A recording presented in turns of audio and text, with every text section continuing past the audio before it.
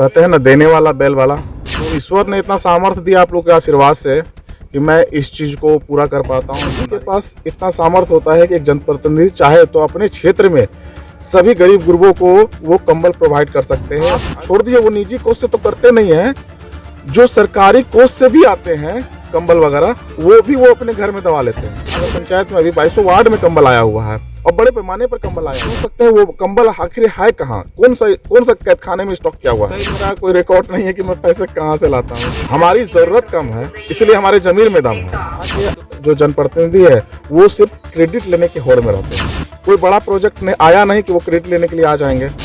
सोनू भैया की बात करें तो सोनू भैया एक ऐसे इंसान हैं जिनको हम लोग भोलेनाथ बोलते हैं। तो मैं समझता हूँ झाझा में वो एक लाजवाब पीस है। हमें गर्व रहता है कि खुदरा व्यापार संघ में ऐसे मजबूत सिपाही खड़े हैं जो झाझा खुदरा व्यापार संघ ही नहीं बल्कि गरीब गुरबों पर भी ध्यान देने का काम कर।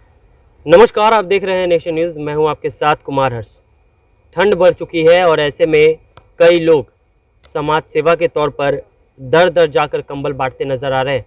अपने अगर झाझा की बात करें तो देर रात की ये तस्वीरें आप देख सकते हैं, झाझा रेलवे स्टेशन की है।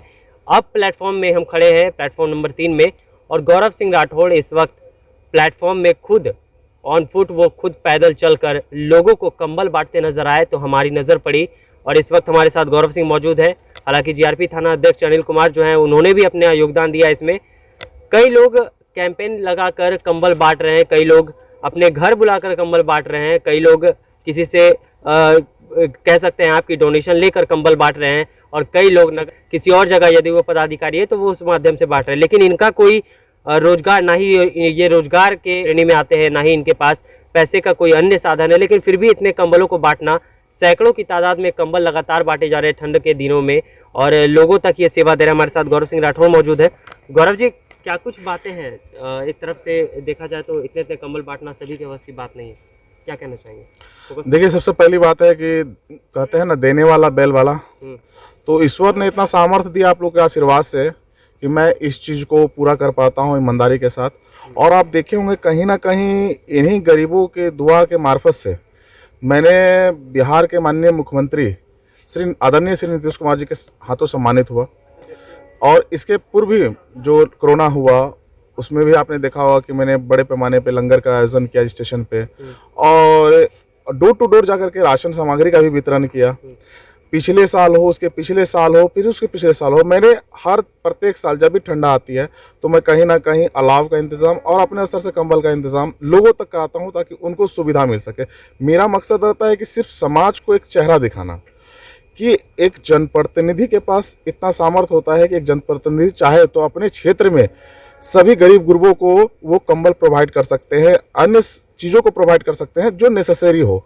लेकिन कहीं ना कहीं आप छोड़ दिए, वो निजी कोष से तो करते नहीं हैं, जो सरकारी कोष से भी आते हैं कंबल वगैरह, वो अपने घर में दबा लेते हैं। अभी मैं ताज़ा हाल सुनाता हूँ आपको। नगर पंचायत में अभी 2200 वार्ड में कंबल आया हुआ है और बड़े पैमाने पर कंबल आया हुआ है।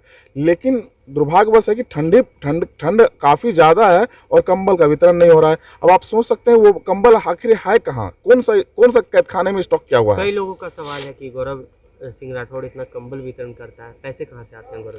देखिए, ये सवाल तो हमको लगता है कि उनसे ही पूछना चाहिए।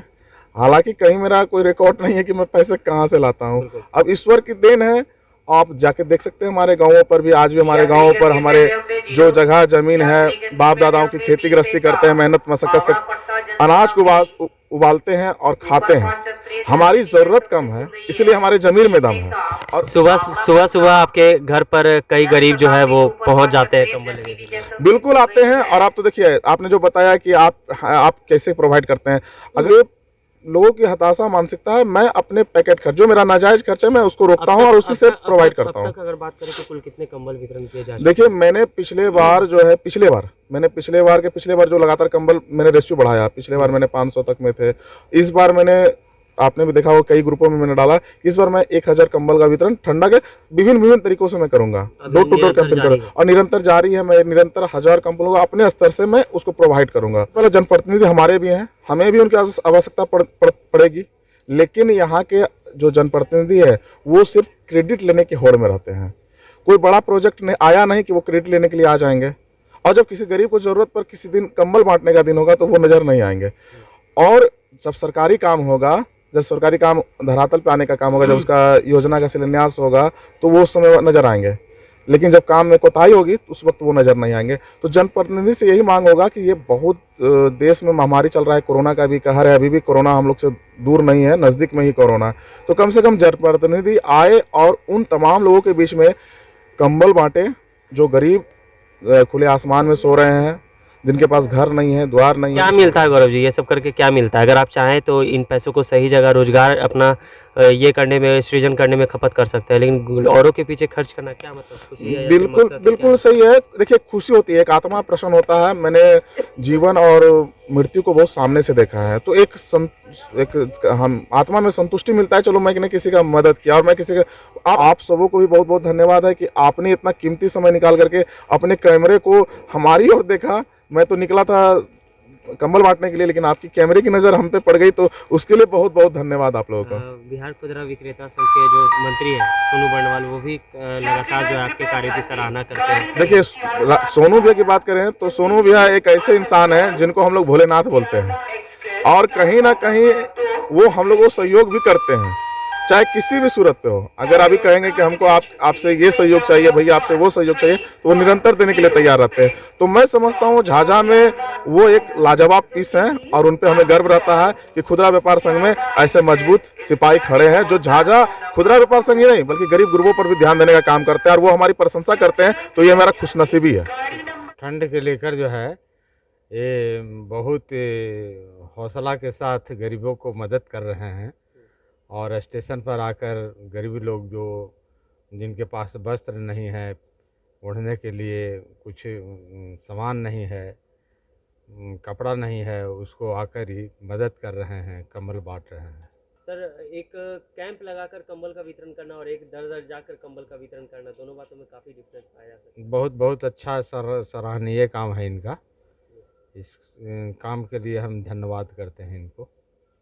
देखा आपने, ये हमारे साथ गौरव सिंह राठौड़ इस वक्त मौजूद थे, जिन्होंने तमाम बातें साझा की। हालांकि उन्होंने सही कहा कि हमारे कैमरे की नज़र उन पर पड़ी, हमारा कोई खास मकसद नहीं था कि उनकी कवरेज हम ले, लेकिन ये एक कटु सच कहा जा सकता है कि कहीं ना कहीं दर दर जाकर प्लेटफॉर्म पर गरीबों को कंबल उड़ाना ये सबके वश की बात नहीं है। फिलहाल खबरों में इतना ही, बने रहे हमारे साथ और देखते रहे नेशन न्यूज़ को। नमस्कार।